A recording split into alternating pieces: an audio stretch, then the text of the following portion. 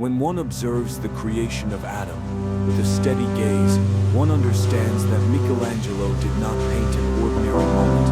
He painted the birth of thought, the instant when man becomes aware of himself and of his own power. Adam, with his outstretched hand and his body still heavy upon the earth, symbolizes matter that has just awakened. God, wrapped in that mass of angels, represents pure energy, the fire of the universal mind.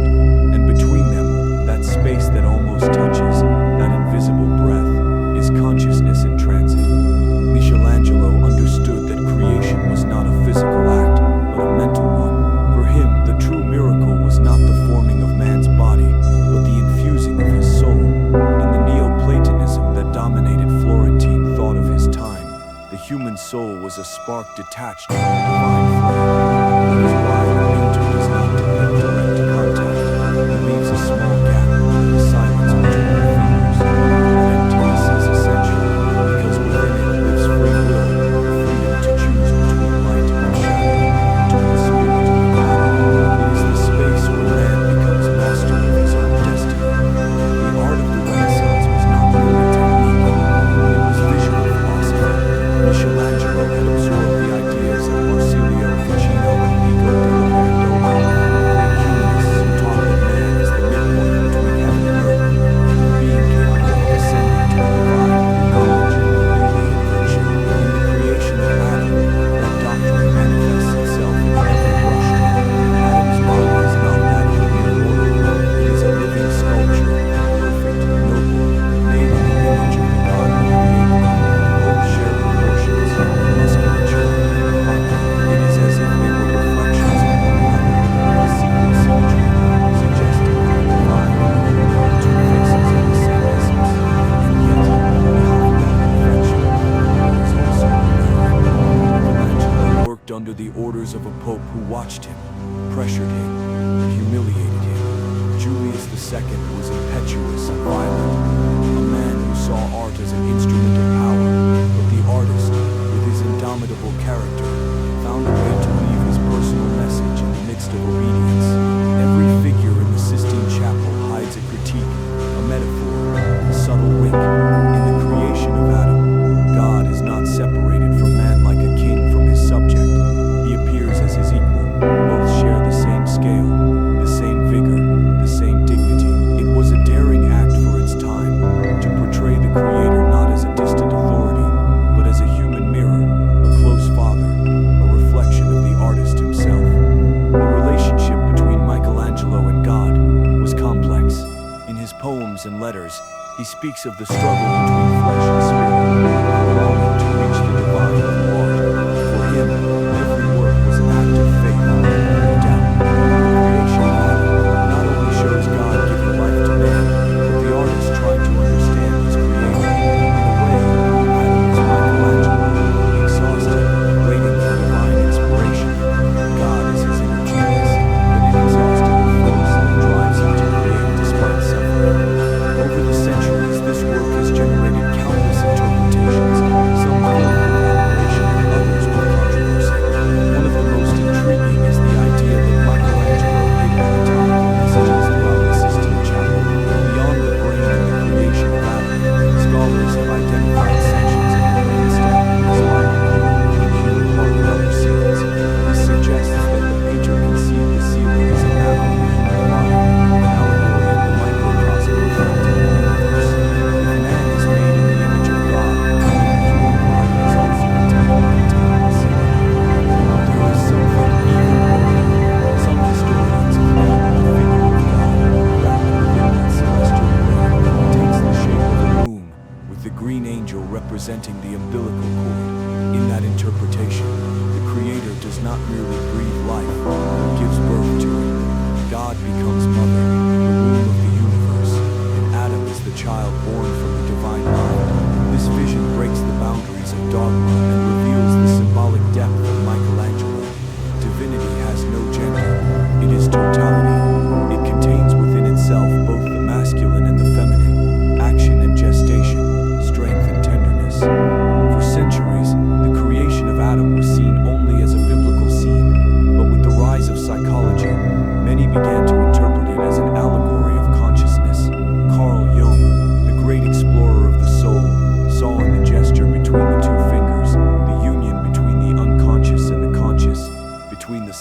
its origin. That spark that almost ignites within the illumination, the moment when the human being remembers that within him burns the same creative energy that shaped the cosmos. And yet, we know that behind all this glory there was also darkness and torment. Michelangelo worked in solitude, distrustful of everyone, tormented by his perfectionism. He slept in his clothes, ate poorly, and his hands filled with wounds from the long hours holding the brush toward the ceiling. When he finished the work, he wrote in a poem, "I have felt the effort of God behind it," but he also wrote, "Art has freed me from matter." The duality defines his existence, suffering and transcendence, flesh and spirit, earth and heaven. The years transformed the painting into meaning. The Vatican guarded it jealously. Few dared to intervene, but over time, the smoke of candles and the moisture of centuries darkened its colors. When, in the second half of the 20th century, restorations began, the storm broke out. Many feared that moving the fresco would destroy its luster. When the restorers removed the blind, nearly 500 years, light emerged where no one expected. The pinks, blues, and greens shone with almost supernatural intensity. The figures regained their original vitality, and the ceiling became a living sky. Some critics cried scandal. They said the artist's intention had been altered, that the colors were too vivid. But Michelangelo's own notes, along with chemical analyses, proved that he had used bright pigments to symbolize divine energy. Each tone had a purpose. The pink of God's body evoked spiritualized flesh. The blue of the background represented the vastness of heaven. The green of the angels spoke of life in motion. Nothing was accidental.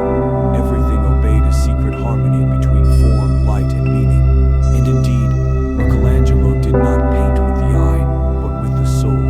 In every brushstroke, there was a prayer and a rebellion. His God does not work with severity, but with understanding. His Adam does not pray, he contemplates. In that silent dialogue between them lies something that transcends religion, the awakening of being. The artist understood that the act of creation is the purest reflection of the divine act. When man creates an idea, a word, a dream, he repeats the gesture of his creator. The creation of Adam became, over the centuries, the ultimate symbol of Renaissance art. It is the perfect synthesis between science and faith, between beauty and truth. It represents the moment when man stopped seeing himself as a servant of heaven and recognized himself as its end. He no longer feared the divine. He understood it. He no longer knelt before the mystery. He embodied it. You may have seen in this fresco a hidden message about inner power. The fingers of God and Adam do not touch, because the true contact is not happening inside. Within, the human soul must cross that small space by itself, weak and inspired, recognize that the divine was never far away. It is the same message that echoes from the lips of the wise across the ages. Know thyself, and thou shalt know the universe and the gods. In that sense, Michelangelo was more than a painter. He was a prophet of the human soul. His work speaks of the infinite potential that dwells within each one of us, of the power to transform matter into spirit, doubt into knowledge, and pain into beauty. The creation of Adam does not belong only to the Vatican. It belongs to all who have ever felt the impulse to create, to seek, to transcend. In recent years, some neuroscientists have reanalyzed the fresco, confirming the anatomical precision of the brain, the optic nerve, and the brainstem. This has led to a fascinating conclusion. Michelangelo sought to show that knowledge of God passes through knowledge of one's own body and mind. Art, science, and spirituality are three paths leading to the same truth. That is why the painting remains alive, because it does not speak of a distant past, but of every instant in which a human being dares to create something new. Every time an idea is born, the mind awakens or an inspiration lights up the darkness. The creation of Adam happens once more. God and man look at each other again, recognize one another, reach out their hands.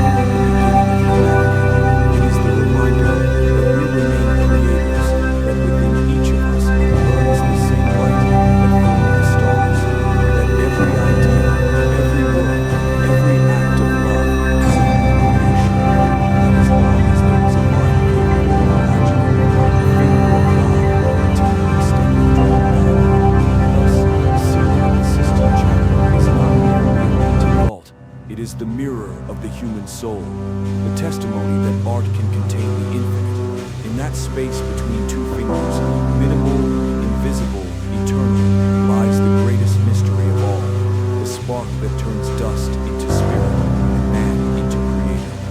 And yet, even beyond the magnificence of the painting, there remains something deeper, something that cannot be measured in lines, pigments, or anatomy. What makes the creation of Adam truly eternal is not only its beauty, but its ability to speak directly to the human spirit, century after century.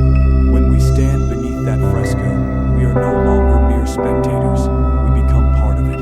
We feel that silent electricity that connects one world to another, the ancient conversation between matter and divinity, between what we are and what we could become.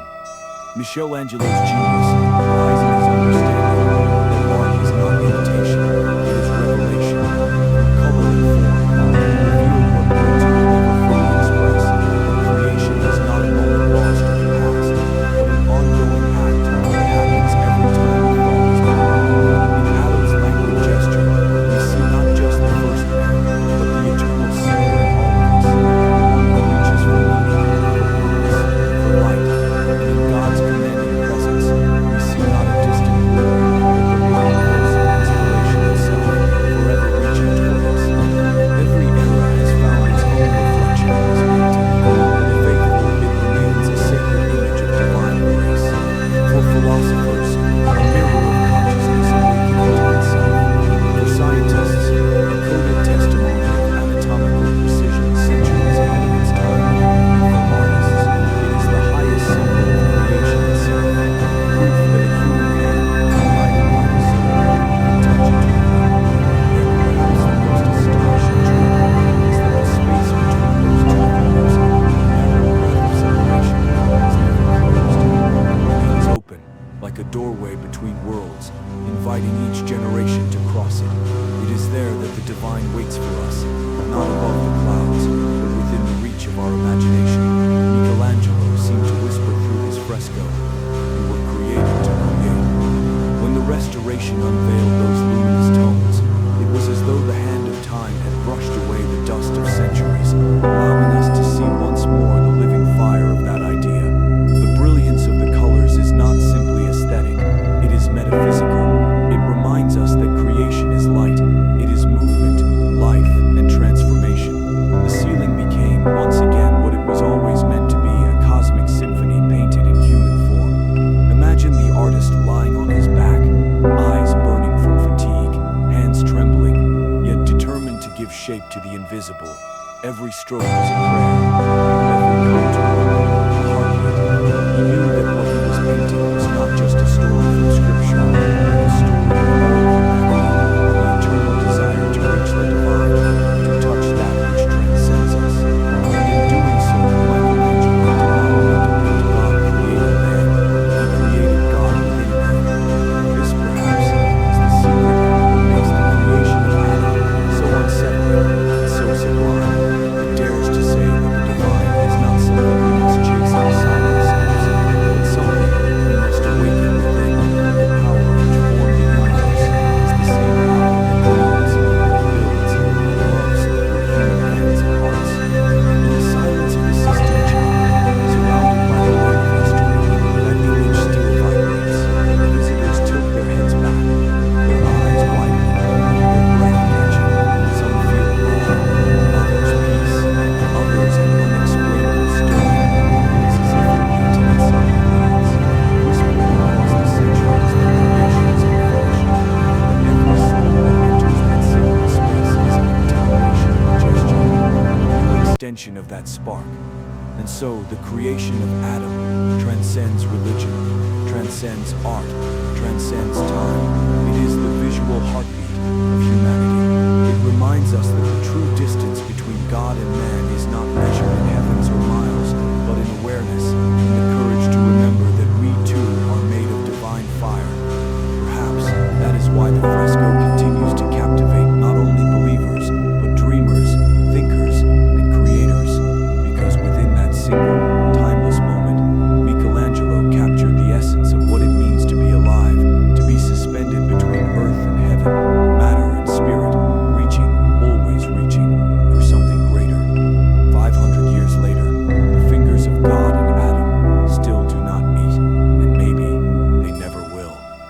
because that space between them is where life happens.